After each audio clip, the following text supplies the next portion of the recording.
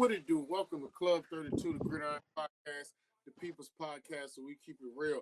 No fluff, no filters. I'm your host, Ron, with my co-host, Jordan, and we came back to recap the matchup between the New Orleans Saints and the Chicago Bears. So, let's dive into it. But before we do, make sure to like, subscribe, and hit that bell so you can stay in the loop with Club 32. Let's get it.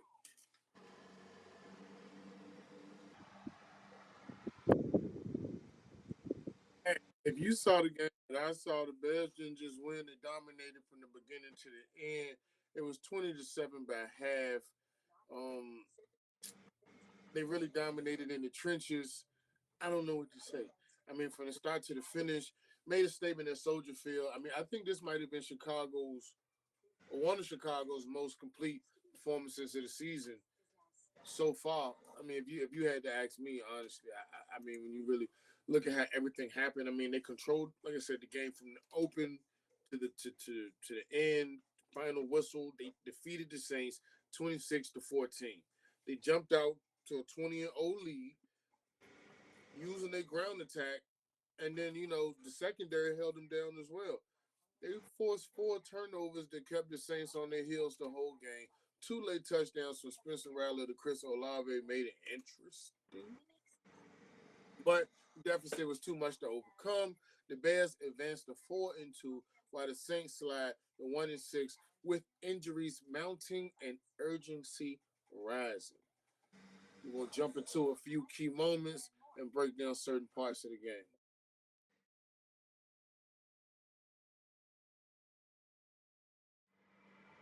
You say swing them this game. Yeah, they spanked them this game. Them trenches, boy, them trenches held up. You Yeah. got nobody want to pay for the offense, the quarterback, wide receiver, running back. Don't forget your trenches now. You ain't got no good trenches. That quarterback ain't gonna get that ball to them wide receivers. That running back ain't gonna be able to get up like he want to. If you got a quarterback that like to run, he might not. He gonna be running all day. This is the whole game. Yeah. Trenches, trenches matter. They surely matter. Early ground control matter. I mean, shit. DAndreSwift, what's that guy name? Mananga.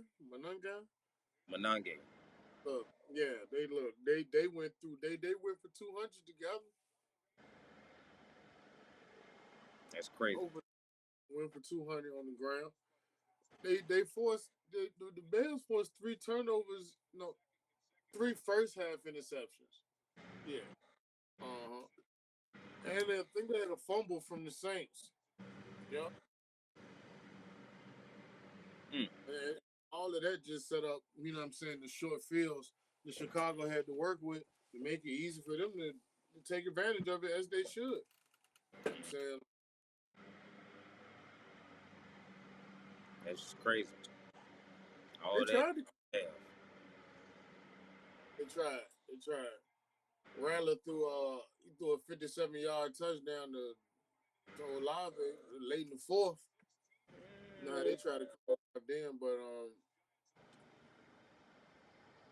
A little too late by that point.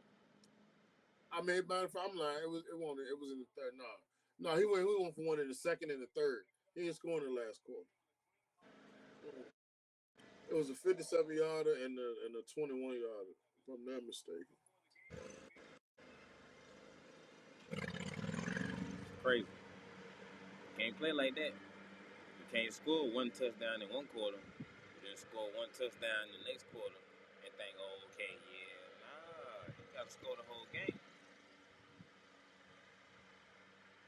Yeah, Jake Moody came through in the fourth quarter with the field goal to go ahead and just knock it out, do what it needed to be done.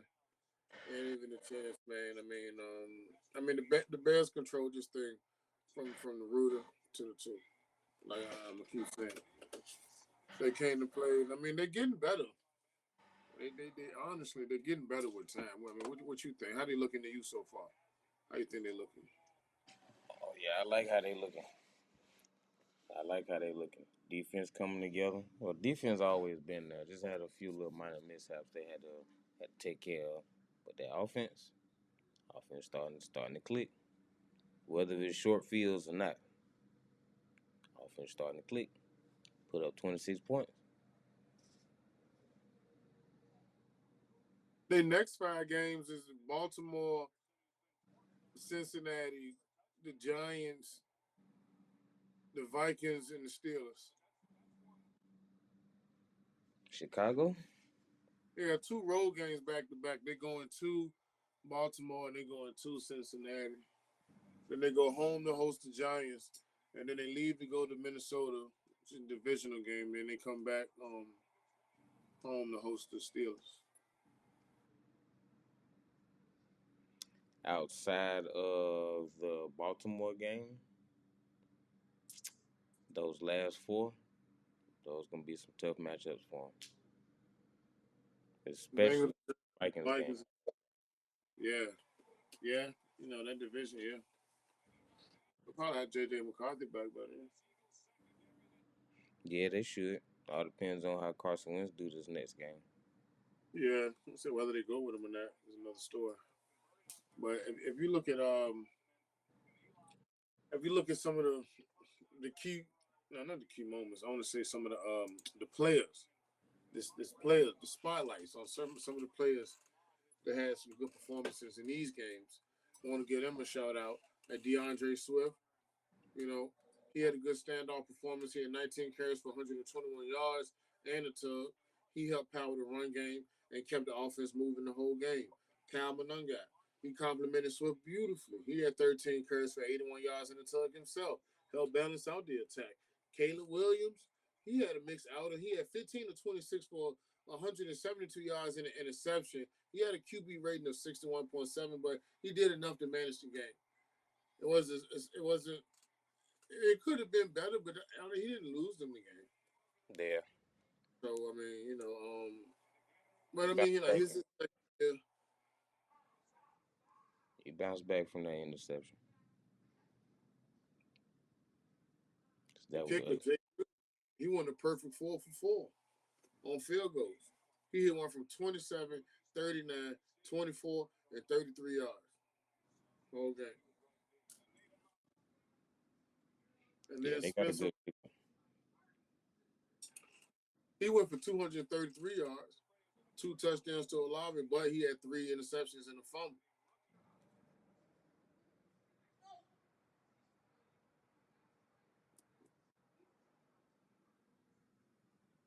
Then Chris Olave, like I said, he had 2 touchdowns.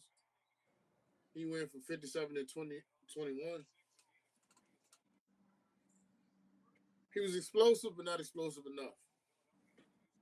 But maybe he needed more around him, more of a better supporting cast to get to where he would have wanted to get to. Could have been more effective. I don't know how good their run game was. I mean, their defense wasn't good at all. I mean, they gave up 222 yards. That's crazy. The front seven got to get it together. Definitely. 222 rushing yards. And Yeah, y'all they just gave up. Yep. To the let Bears. them run all over y'all. As Yeah. They can be the running man. soon as they hand the ball off, say, hey, there's the first down. Go ahead and get it. We'll tackle you then. So they dominated. You look at the categories. If you really look at the stats, a few simple basic stats that matters. You look at the Saints total yards, they had 287 compared to the Bears 394. The Saints had 44 rushing yards compared to the Bears 222. They had 4 turnovers compared to the Bears 1. Their third down efficiency, the Saints was 3 for 11. The Bears was 7 for 14. Time of possession, the Saints had the ball 25 minutes and 8 seconds, and the Bears had it for 34 minutes and 52 seconds. I mean, if you think about it, they had 200 plus yards on the ground, and they had a +3 margin over turnover margin. Gotta win with something like that. Got to win with something like that. And that they did. So, hey, It is what it is. What it is. We're gonna. We're gonna go ahead and jump into a recap, overview of the whole recap, everything we get over until we start looking into what's ahead for both teams.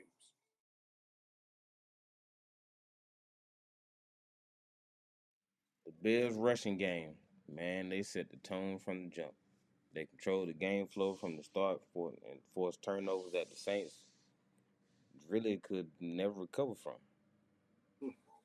Just couldn't. The Saints got two late touchdowns to make it interesting, but the damage was already done. I Yeah. mean, already let them drop 26 on you at that point. I mean, so you trying to play catch up, but you run out of time. You fell 20-0, and you was chasing ever since. So I mean, I don't know, Saints. Y'all might want to get it together. You know what happens when you lose like this? You got good players on the team. They want to get on up out of there. Yeah. Defense, Chicago's defense, man, they look like a different unit. 4 turnovers, applying pressure, and just flattening the Saints' run game or whatever they thought kind of tempo they was doing. They canceled all that. Knock that out. They said, nah, not today. For the Saints, man, this loss clearly states y'all have some persistent issues. Starting slowly, can't convert momentum swings, and now dealing with a bunch of injuries. Hmm. I don't know, New Orleans. I don't know what y'all gonna do, but y'all better get it together. Who that? Don't figure out who that is. They don't have to. I mean, Yeah, but they ain't saying that no more. the 49ers, the Chargers, they injured up front too. The injuries ain't no joke, man. Injuries ain't no joke. They definitely can you know um, change the trajectory of your team. They had an effect in the season.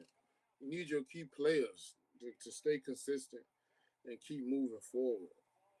Um, like I said, going over a few of the takeaways from the game, some of the things we already talked about, just giving a quick overview of some of those things. Like I said, when you look at the run game control, how the Bears piled up 220 rushing yards and held the Saints to just 44. You look at the turnovers, equal victory. Chicago forced 4 takeaways, 3 interceptions and 1 fumble, and converted them into points. That's what you're supposed to do. The Saints offense sparked too, but it was just too late. Rattler to Olave connection. Cut the lead, but shit, holes already too deep. Chicago's poise, I mean, they seem to be really developing into what they're doing, learning how to close these games. I mean, look, after allowing the rally, the Bears answer with the field goal and the takeaway just to seal it. I mean, you got to respect the hustle. I mean, Ben Johnson is really coaching his team to play these games, battle it out, and finish strong.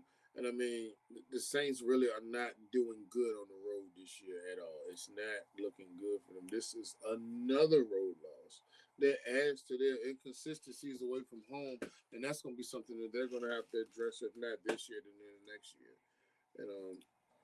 and beyond. But look, if let me ask you a few questions, bro. I want to ask you a few questions. Um, like if you had to start a team with two of, of a combination of two players from the game between either Smith and Mananga or Rattler and Olave, which two would you choose?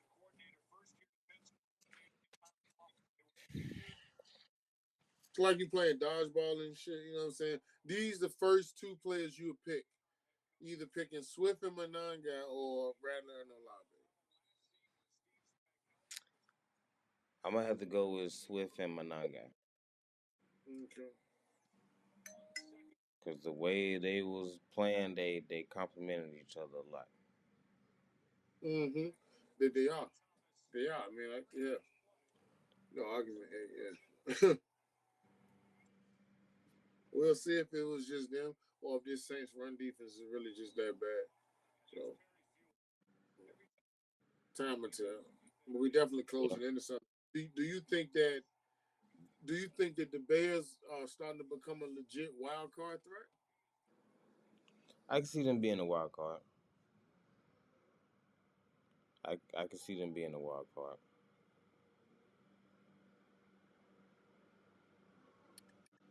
Yeah. I don't know.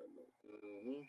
Let me ask you this: all right? So knowing the Saints in the bad position, they're like at 1-6 right now. Like, do you think that they can salvage this season despite what they've been through and despite the injuries that they have right I'm gonna say no. They still have some ways to go. Maybe some trades, maybe some picks. They still have a ways to go.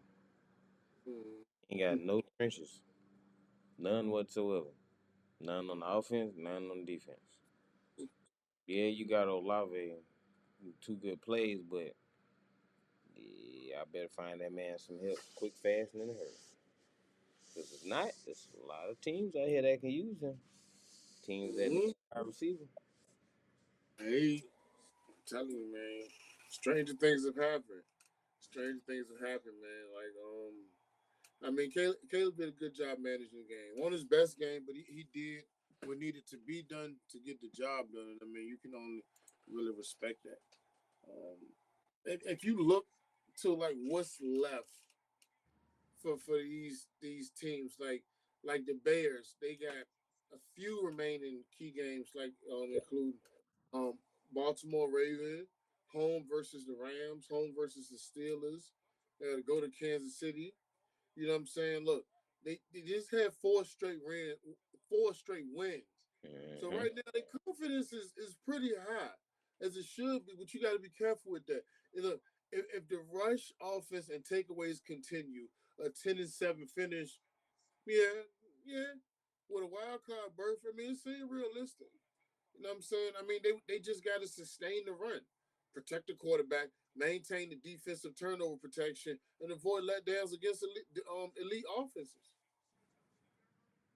That would be their best strategic approach at this moment Yeah. to stay in the position they're in and try to develop on that to remain competitive down the stretch. I mean, I don't know. If you look at the Saints, I said, well, they 1-6. They remain the key games, home versus Tampa. They got to go to LA. They got to go to Carolina. They got to visit the Falcons come to them.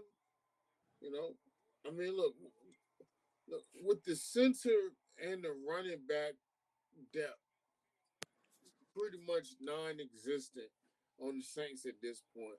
They are truly in salvage mode. I mean, you could really say a 4-13 or a 5-12 finish is more likely unless health and performance can turn around. I mean, in order for them to have somewhat of a successful season, they'll have to reduce the turnovers. They're going to have to get better on the run defense and get the offense ahead of schedule rather than playing catch up. Yeah. Minimize the injury drop off is look, this will be the focus area to give myself some type of competitive chance to try to do what I got to do for this year while I start building towards the future and working into next year. I mean, I don't know. I mean, I'm whatever, but yeah, that's me. I honestly don't see the Saints winning any of their next one, two, three, four, five, 6 games. The Bucks, Chargers, well, no, the Bucks, the Rams, the Panthers. Oh no, well, 5 games. Yeah, the Bucks, the Rams, Panthers, and Falcons. Yeah, I don't see them beating any of them. Hey, Well, how them teams playing now?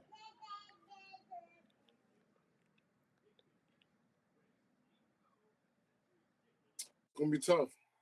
It's definitely gonna be tough going down the stretch on that one. I mean, look, I, we're gonna see.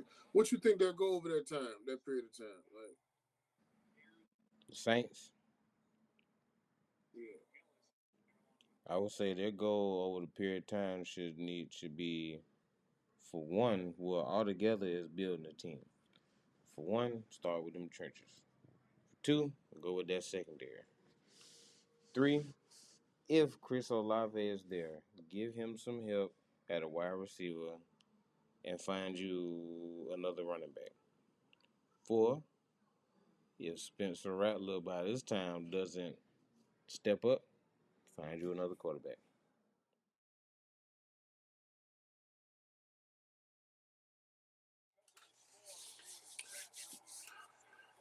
when it all came down to business, bro, look, the Bears did what good teams do. They handled business early and they closed it late. New Orleans couldn't match the intensity or the execution. This wasn't just, I mean, I don't really think it was just your average win by the Bears. I think they really came in and won in all phases. This was the type of performance that could signal the potential of something more than just, one game. Meanwhile, you look over here at the Saints. I mean, once again, it just illustrated that talent alone won't compensate for turnover issues, injury woes, and slow starts. I mean, I mean, that's exactly what you don't want to do, especially having all three of those be on your side, for a game or whatnot. But look, the Bears, they built momentum today. The Saints, man, they got to go and rebuild some hope. You know, I Facts. mean, that's my outlook on everything. Anything you want to say to the people before we get out of here, bro? Phew. For the Bears, well, y'all looking good over there. Looking good over there. Mm-hmm. Don't keep doing what y'all doing. Y'all gonna get that playoff spot. Ain't no telling how far y'all can go in the playoffs, but y'all can get that playoff spot. New Orleans should go back to the drawing board at this point. You already 1-6.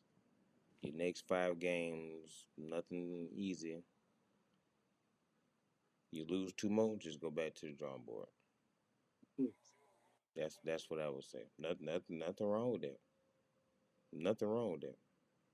Just go back to the drawing board and try y'all best to keep Chris Olave after the season is over with. Don't let him go. You might want to talk to him and see who he want. Who you want to play Yeah, with? yeah, it definitely looking like they're gonna be shooting for a top five pick. Probably go quarterback, but I feel like them and the Jets gonna be looking for a quarterback next year. Oh yeah. After what the GM said about Justin Fields, yeah, boy, it's over with. Time will tell how everything gonna pan out.